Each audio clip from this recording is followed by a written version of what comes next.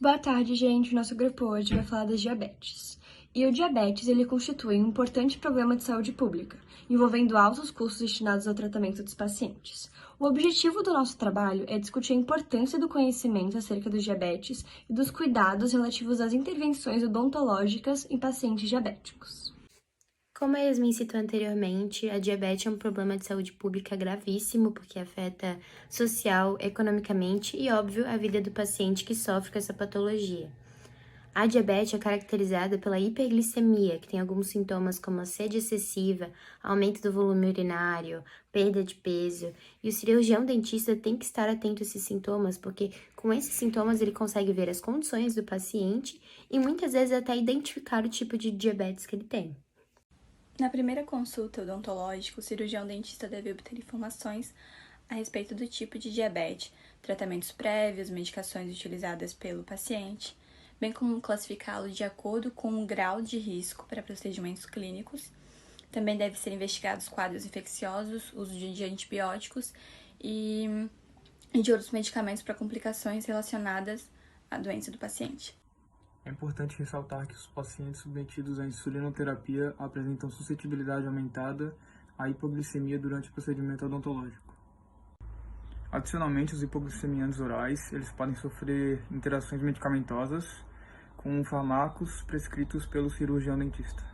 Nos casos ainda não diagnosticados, o cirurgião dentista ele deve estar atento para os sinais como a perda de peso e a polifagia, né, que seriam sintomas aí de fome extrema que o paciente estaria relatando. Claro que são ali sugestivos da diabetes tipo 1, enquanto a hipertensão e a obesidade seriam ali sugestivos de diabetes tipo 2. Então, no exame intraoral devem ser analisados alguns parâmetros periodontais, né? Dentre eles nós temos primeiramente a presença de um excesso de biofilme, a questão de ter ou não cálculo nos dentes, na estrutura dentária, a recessão, sangramento gengival, a profundidade de sondagem, né? Então a sonda vai entrar mais profundamente, a questão também de termos a presença de lesão de furca, de restaurações ali que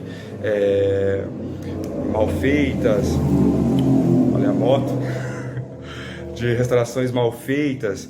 Nós temos a questão de inflamação generalizada e ali também pode estar presente um hálito cetônico, né, que é um hálito característico de uma alteração fisiológica que o corpo acaba tendo por conta dessa falta de glicose. Bom dia, pessoal. Então, um dos fatos que a gente tem que ter em mente ao atender os nossos pacientes é que nem todos eles são iguais. Cada um tem suas particularidades.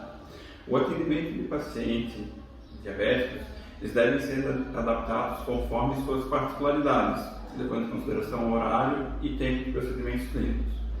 Outro ponto também é que os procedimentos também são diferentes. Existem cirurgias que são mais invasivas, às vezes demandam um tempo maior de cirurgia, precisam de mais anestésico ou um regime terapêutico pós-operatório. Antes de qualquer procedimento cirúrgico, é necessário identificar se o paciente é controlado ou descompensado. Se o paciente possui uma hiperglicemia ou uma hipoglicemia, uma maneira fácil de aferir isso aí é através de um glicoteste. No entanto, esse glicoteste ele é muito momentâneo. Se eu tiver uma variação de tempo, fazer isso daí 30 minutos depois, uma hora depois, vai ter alteração nesse teste. Então, a maneira mais eficaz é através de um teste, um exame de sangue de hemoglobina glicada. Esse exame ele identifica a presença de açúcar em nossos glóbulos vermelhos, que vai permanecer no organismo até o período de fim da sua vida, ou seja, 120 dias. Em pacientes que houver alterações nesses testes, ou seja, descompensados, a gente deve observar se é possível ou não a execução do procedimento. Alguns procedimentos a gente não deve realizar se o paciente estiver muito descompensado por causa dos riscos pós-operatórios e observar algumas recomendações para melhor conforto do paciente.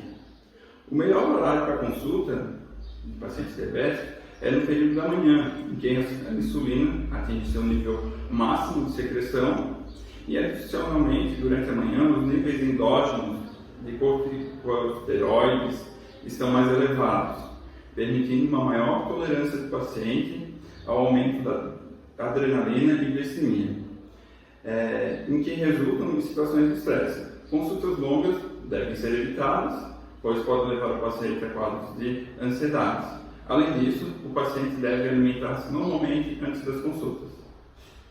Anestésicos locais em pacientes diabéticos. A anestesia local define-se como um bloqueio reversível da condução nervosa, que determina a perda das sensações sem alteração do nível de consciência. Um bom anestésico deve possuir baixa toxicidade sistêmica, não irritar os tecidos e não causar lesões permanentes às estruturas nervosas. O tempo para início do efeito anestésico deve ser o mais curto possível e sua ação deve ser reversível, com duração suficiente para a realização do procedimento cirúrgico. A lidocaína, considerado o anestésico padrão na odontologia em diversos procedimentos cirúrgicos, tem seu efeito aumentado na associação da epinefrina, um vasoconstritor. Porém, a epinefrina tem ação oposta à insulina, sendo considerada um hiperglicemiante. Portanto, a lidocaína associada à epinefrina devem ser descartadas no caso de pacientes diabéticos. Uma opção para os portadores desta doença seria a prilocaína, sendo a base anestésica associada à felipressina, um vasoconstritor que não possui ação oposta à insulina. Os vasoconstritores diminuem o calibre dos vasos sanguíneos, reduzindo o sangramento durante o procedimento cirúrgico e ampliando a eficácia da base anestésica. Existe uma complicação que afeta em até 2,91% das urgências em consultórios odontológicos, que é a crise hipoglicêmica. Ela pode trazer como sintomas a palidez, tremores, sonolência, complicações mentais. E o que o dentista faz nesse caso?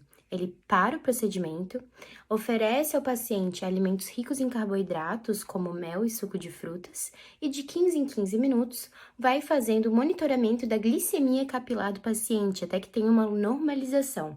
Caso não ocorra essa normalização, o socorro médico é chamado e então é feito o monitoramento dos sinais vitais do paciente.